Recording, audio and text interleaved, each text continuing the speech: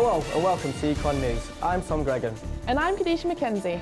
Today we'll be discussing the lecturer strikes, credit card fraud and the latest social media craze, Neck Nominate. But firstly, the university has been subject to further strikes in the past week, this time concerning a national demo against lecturer pay cuts.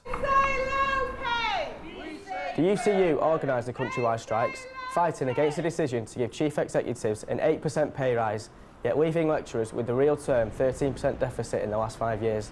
We spoke to lecturers picketing outside buildings across the campus. We know that the universities have got plenty of money. There's huge surpluses in the sector, over £1 billion altogether.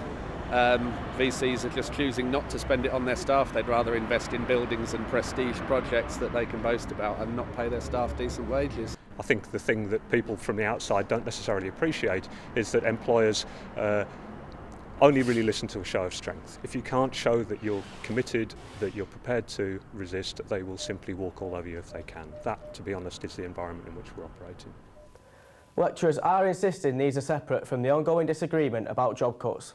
UCLan has criticised those striking for disrupting operations.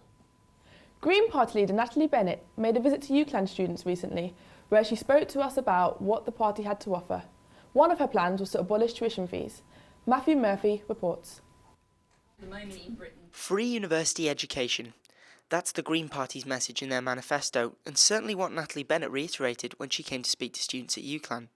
A strong, positive claim, but I was interested to know how the party would set their budget appropriately to accommodate the investment, and whether this was simply a statement to win over some younger voters. If you go and get a job that pays you vast amounts of money, then you should pay a lot of money back in tax. Whereas if you go and do perhaps a job that's something like being a social worker or running a community garden that returns lots to the public, but you don't necessarily get paid an enormous amount, you shouldn't have that weight of debt sitting on your shoulder. And the way that we pay for that is making sure that rich individuals and multinational companies pay their fair share of tax.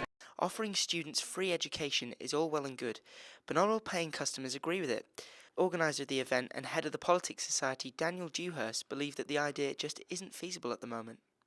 I'd rather see students paying the full fees. That's just from my background, because I believe any student in higher education should pay for it themselves, although I can see how it puts students off.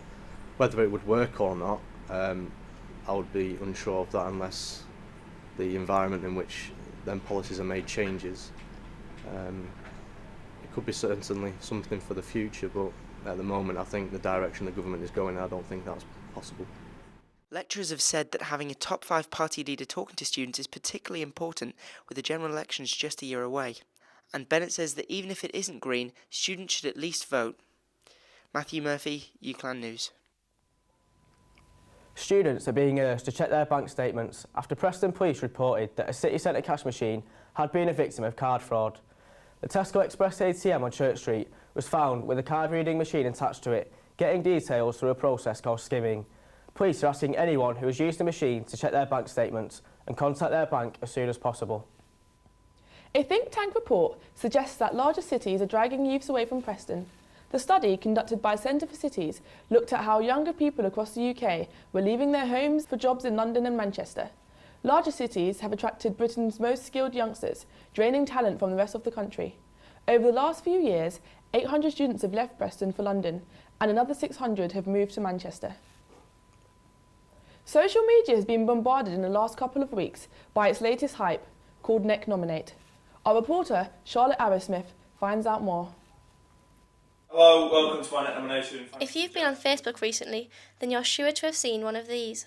A little bit today. Neck Nomination is an online drinking craze which encourages people to drink pints of alcohol as fast as they can and then nominate friends to do the same.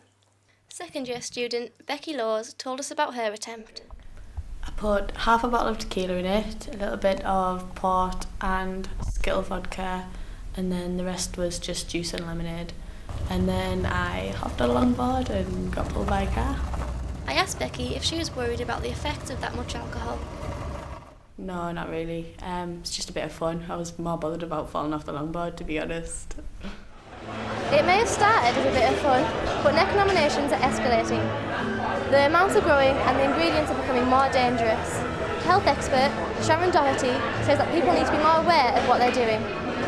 You know, it's just one of those things people seem to be taking on and enjoying doing, if that's the right word, but it is saying that perhaps people are not understanding that if you drink a pint of vodka or whiskey, you're going to have alcoholic poisoning and you can, in fact, die from such a lethal amount.